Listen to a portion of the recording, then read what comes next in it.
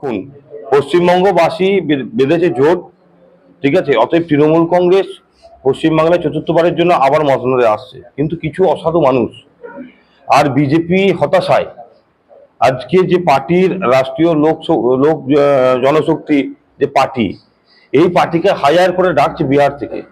কারণ মানুষ সরে গেছে অন্য স্টেট থেকে পার্টিকে ডেকে এনে তৃণমূল কংগ্রেসের ভোটটা কেটে পড়ে তাকে ভোটে জিততে হবে। বাজারে যাচ্ছেন, হাত জোর করছে, চলে আসছে, গ্রামে ঢুকতে পারছেন না কেন? গ্রামে ঢুকতে পারছেন না কেন? কারণ গ্রামে ঢোকার ক্ষেত্রে ভয় লাগছে ওনার, যে কাজ তো সোলার লাইট ছাড়া কিছু করিনি। ওনার উন্নয়নকে পিছনে করেছিলেন, আজকের ডেটে অমর সাকাপ ভোট থেকে পিছনে চলে গেছে। তাই এই ধরনের কার্যকলাপ অন্য স্টেট থেকে পার্টিকে হায়ার করছে, আহ্বান করছে আসুন সহযোগী হিসাবে।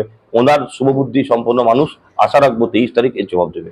আমি রাষ্ট্রীয় লোক জনশক্তি পার্টির পক্ষ থেকে আমি ওনার বিধানসভাতে আমি ক্যান্ডিডেট হিসাবে লড়তে চেয়েছিলাম। লড়তে আসার পরে দেখছি আজকে আমার ডিসিআরের টাকা জমা হয়ে গেছে, কাটা হয়ে গেছে, আমি অ্যাকাউন্ট হয়ে গেছে, আমার টোটালটা প্রিপারেশন ফুল হয়ে গেছিলো। তারপর যখন দেখলাম যে এটার মধ্যে বিজেপির অশুভ চক্র জড়িয়ে আছে বা বিজেপি এটা মদতের মধ্যে আছে, আমি সঙ্গে সঙ্গে এটা বাতিল করেছি, বন্ধ করেছি। আর সঙ্গে সঙ্গে আমি তৃণমূলের নেতৃত্বের সঙ্গে যোগাযোগ করে আমি মমতা ব্যানার্জির উন্নয়নে সামিল হতে চাই।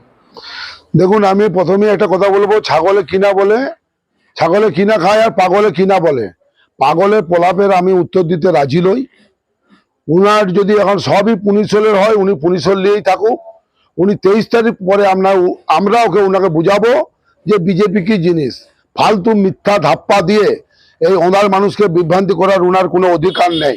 কারণ উনি যে তিমিরে আছে সেই তিমিরেই থাকুক, নমিনেশন ফাইল হোক, তারপরে বলবো যে আমাদের ওঁদাতে কোন গুণধর এসে হাজির হয়েছে, ওঁদার মানুষকে সেটা আমরা দরজায় গিয়ে বুঝাবো।